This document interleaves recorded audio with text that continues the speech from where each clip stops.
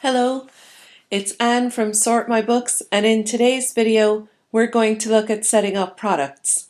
If you click on Tools and click on Products and you click on Add, and just before we get started, a quick explanation of who products would be appropriate for. If your business, you buy in things and you sell them on at a profit, then it might be handy for you to set up products. In the example I'm going to do today, it will be for a furniture supplier. So in the name of the product, this is going to be displayed on your sales invoice and also on your report. So when you're running reports, you'll be able to see this is the product that you sold. So think about when you're creating the sales invoice, you'll be going through a big long list of these products, so you want it to be easy to find. So what I'm getting at is, like, maybe you want to put in the supplier's code. So let's say the supplier supplies you with coffee tables and this is the code that they have. That's fine, but also include a short description for yourself. So it could be coffee table. This is why, the reason for this is so that when you're entering a sales invoice and you just type table or you just type coffee, you'll be able to get a list of isolate all of the coffee tables that you have and quickly pick the appropriate one. So click down to selling description. Again, this would be what's displayed on your sales invoice. So think about what information you would like for your customer to see about this coffee table. So it could be glass-topped walnut. Sorry, making stuff up here. Glass-topped walnut coffee table. Purchase description, not necessary, only if it's another area that'd be helpful for you. So when you're doing your purchase invoices, your supplier invoices will have something similar. It'll have a code and it will probably have a description. So you could include that description here also.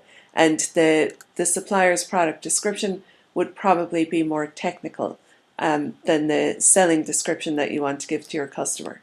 So we'll skip on down to sales price.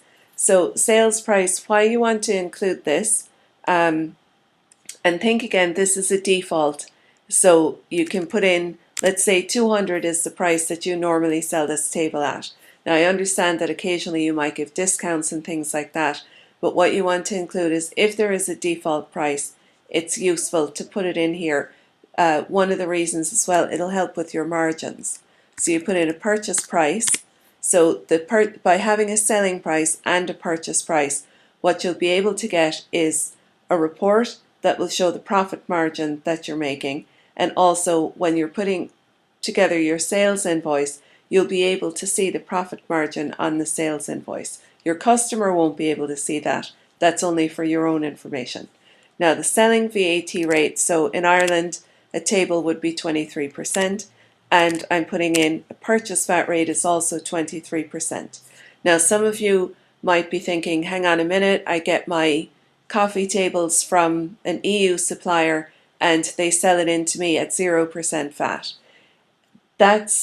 Trust me, 23% VAT is the VAT rate that you want to select here. In a later lesson we'll be doing EU purchases and the rules around that, and you'll see why this was important. So just trust me on this and put in the VAT rate that it would be if you bought it in Ireland. So we're going to click over here. Internal reference would be any additional information you want to include for yourself. And then sales nominal. If you include a sales nominal here, it will speed things up for you when you're putting in your sales invoices, because this will already be set. So I'm going to select sales furniture as my nominal, and down to purchase nominal, and the same thing, I want to select furniture for my purchases. Then the next thing that you should tick down here is tick the box for resale, because when you're putting in your purchase invoices, this is a VAT field and it's helpful for your year-end report, that annual return of trading details report for revenue. So if you tick that box here, it'll save you a job later. And then you click OK and we're finished. We've added our coffee table, and you can go ahead and click on add and add in your next product.